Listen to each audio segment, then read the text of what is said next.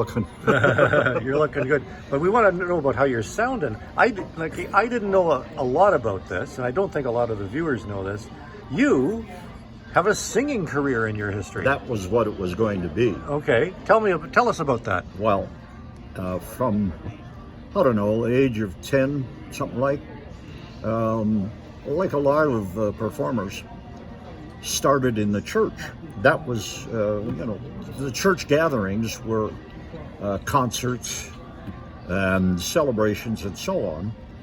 And I was at that time, age 10, 11, blessed with a soprano singing voice. So I was a boy soprano, which in those days was all you could be. Nowadays, you could be a girl soprano, for all anybody knows.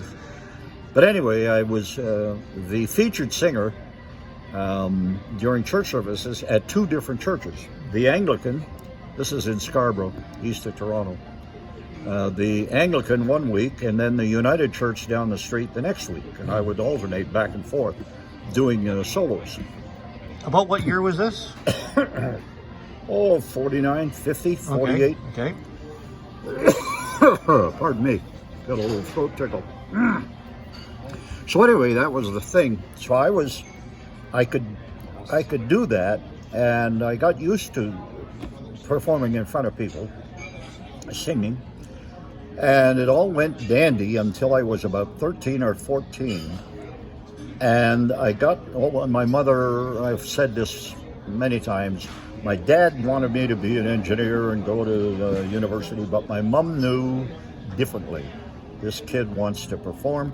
She saved up money and got me piano lessons and mandolin lessons and cornet lessons and singing lessons. And I had no gift at all for musical instruments, but my singing teacher, Marie Draper Lyons, never forget her, taught me to project from here, from the diaphragm, Right. not from the voice, not from the throat, so that I could project while I was singing. And then come the age of 14, and that old devil puberty knocked at the door, Yeah. and there went the singing career.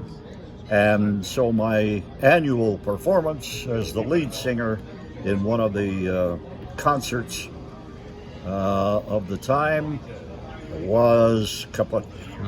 Can't sing anymore. And my father had to give me the word. You are not going to be starring in the concert. Oh boy. My heart was broken. It was over. But you pivoted. So my dad went to that same Marie Draper Lyons, who was the producer of the show, and said, can we do something with the kid to get him out of his room? Yeah. And she said, oh, well, I guess he could MC the thing. Oh, who the hell wants to be okay. So they gave me the task of MCing, and there was no rehearsal for me or anything. There was just, okay, you're the MC. And the show came on, and my life turned. Yeah, no kidding. Because there was a gap in the performance where everybody sent up on their lines. And there's just stiff silence on this stage with me sitting there and a pretty sizable audience. And I don't know why it came to me, but it came to me. And I said, well, there goes 6 weeks rehearsal right down the drain. And you're laughing. And that whole audience laughed.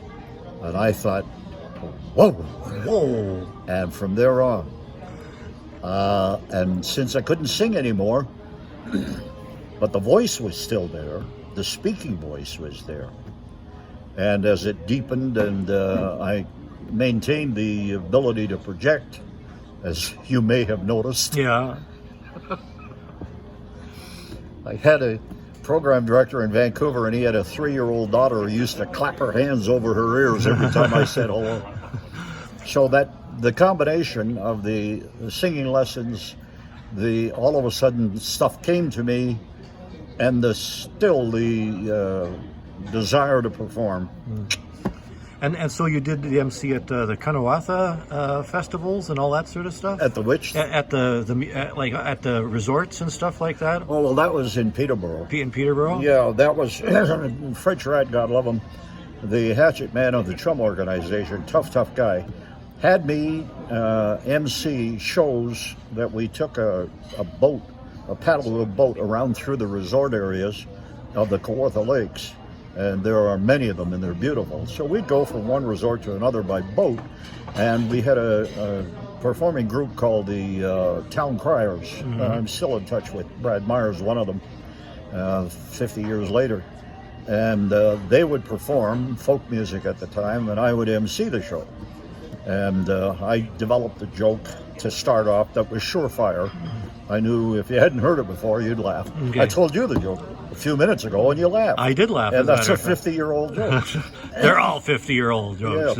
Yeah, from a 85-year-old man. So, anyway, I did all those shows. We'd do 4 or 5 a day for about a week or 10 days leading to the, Kawartha exhibition, which is the same as the Red River X, only a little smaller. And with that group, the Town Criers, we would perform 8 shows a day. Wow. On stage at the exhibition. And I would MC all those shows. Ad-libbing like crazy. Ad-libbing like crazy. Joining in on Keep on the Sunny Side of Life. Okay, yeah. Which was featured in the movie Oh Brother, Where Art Thou? Yes. His little girls came out and sang, Hey on the Sunny Side. That song's embedded in my head.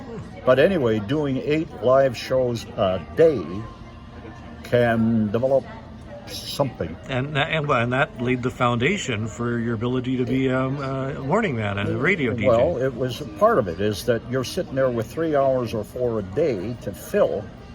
You better have something in your head every now and again. And over the years, 13, 14 years that I did, being just really a disc jockey, morning disc jockey, when I got teaching in the college, then I had 2 months a year where they wanted you to come in, but there was nothing to teach. Right. Nobody to teach. So I would go into the library and read 8 hours a day. And that's where I developed the ability to bring stuff out of nowhere and pick up on things and make something out of it, 623, 7445. Yeah. Face like a fish, body like a frog. When you kiss that girl, she's holler hot dog. That's in your head and it comes out.